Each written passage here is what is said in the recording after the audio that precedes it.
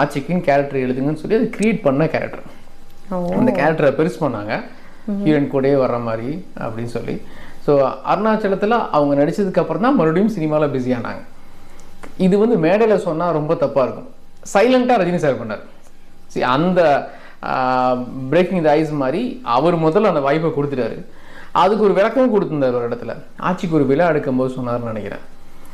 80s என்ன கூட்டத்தில் ஒருத்தன் தப்பாக பேசும்போது ஷூட்டிங்கே நிப்பாட்டினாங்களாம் ஆட்சி. அப்போது இது பில்லா படப்பிடிப்போ ஓகே ஒரு டான்ஸ் இந்த நாட்டுக்குள்ள என்ன இல்லை அது இல்லை வேற ஏதோ அந்த ஒரு வெத்தலையை போட்ட வேண்டிய பாட்டு.